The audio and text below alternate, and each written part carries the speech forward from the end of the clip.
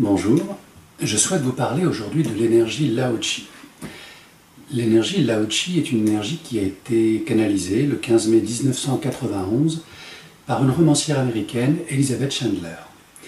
Cette romancière, au même titre que Mikao Ushui, a perçu de manière énergétique et intuitive que le moment était venu de transférer, de transmettre, d'enseigner à l'humanité et aux gens qui souhaitaient évoluer sur leur chemin spirituel, cette nouvelle énergie de vie. Le Lao-Chi correspond à un acronyme, La pour lumière, Ho pour mouvement et Chi pour énergie universelle de vie.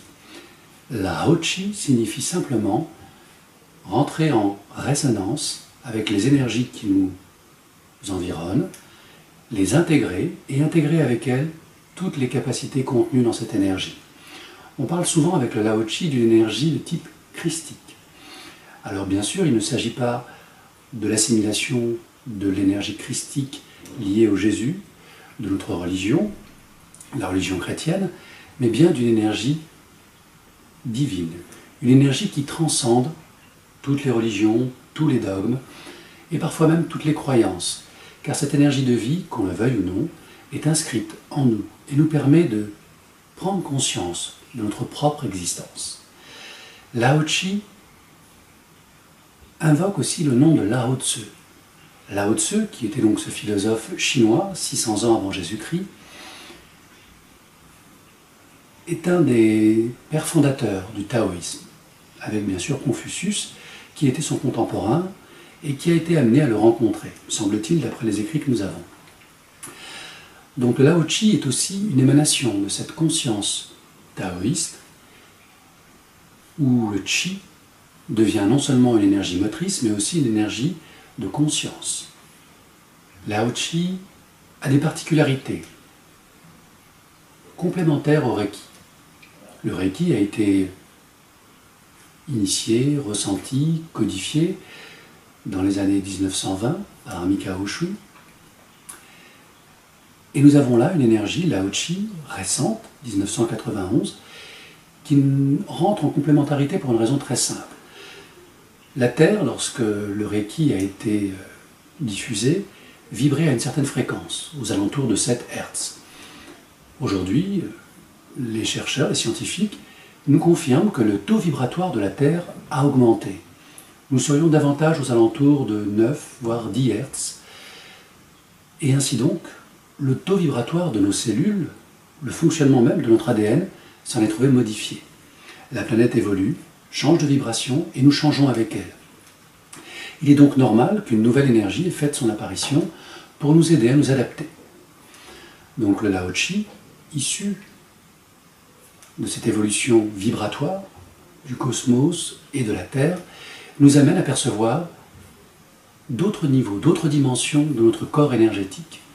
Nous avons travaillé jusqu'à présent sur la base de 7 chakras, et il semblerait que le Lao-Chi active non plus 7, mais nos 12 chakras. Les chakras complémentaires développant en nous d'autres qualités spirituelles, intuitives, énergétiques, et nous permettent d'accéder à d'autres niveaux d'information, car en fait, la vibration, l'énergie en elle-même, n'est qu'un vecteur, n'est qu'un transporteur d'information. Et cette information, nous l'appelons conscience divine, christique, ou tout simplement énergie d'amour. Alors bien sûr, comme pour le Reiki, seul un soin, une initiation, un partage vous donnera l'occasion de percevoir les différences entre ces deux énergies et de valider ou non que cela est bénéfique pour vous. Là encore, aucun dogme, aucune croyance, l'énergie Lao-Chi est facile d'accès, elle ne nécessite pas de degré d'évolution, de degré d'apprentissage, comme le Reiki, qui est un chemin spirituel, le développement spirituel. Le Lao-Chi est quelque chose de beaucoup plus intuitif, certains diront plus puissant, chose à laquelle j'ai du mal à adhérer. Pour moi, il n'y a qu'une seule énergie, une énergie d'amour universelle, et la puissance, en fait, elle réside en vous. Elle réside dans le fait que vous ayez atteint ou pas un certain niveau, un certain degré de conscience dans votre chemin de vie. Et c'est par votre sagesse, votre sérénité, votre centration et votre ancrage que se développera cette énergie. Le Lao Chi s'enseigne en général en une journée, peut-être deux selon les praticiens, et elle permet donc d'activer ce que l'on appelle le corps de lumière. Le corps de lumière, c'est tout simplement nos chakras qui résonnent de manière harmonieuse et de manière unifiée. Certains le traduisent par la Merkaba, qui est donc un véhicule qui transporte notre corps de lumière, et bien d'autres traditions parlent de ce phénomène. Le bouddhisme, la religion chrétienne, la religion musulmane, hindouiste aussi, évoquent cet état vibratoire de conscience amplifiée qui nous permet d'accéder à des réalités multidimensionnelles. Une clé passionnante, curieuse, surprenante, qui va nous mettre en vibration sur différents plans en même temps. Et c'est à chacun d'interpréter, de ressentir et de comprendre ce que cette énergie Lao Chi peut lui apporter.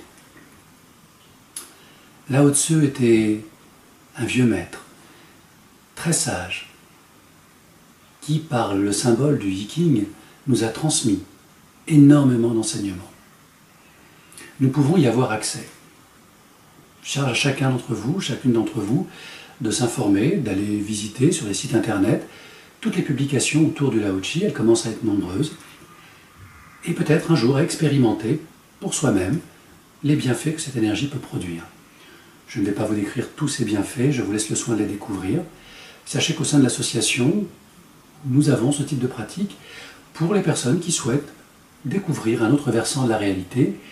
Il existe le versant rationnel, mental, essentiel bien sûr, et ensuite il existe le versant vibratoire, spirituel, davantage lié à cette émotion, à ce sentiment d'amour universel, qui sous-tend la vie, qui permet toute la création, et qui nous permet aussi de nous découvrir et d'aller à la rencontre des autres, nos miroirs, nos frères, nos sœurs, qui nous aident sur notre chemin d'évolution.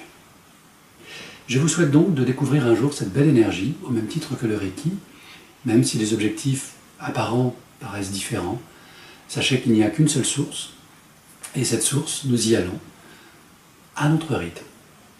Je vous souhaite donc de trouver ce chemin qui y mène. Merci, à bientôt, au revoir.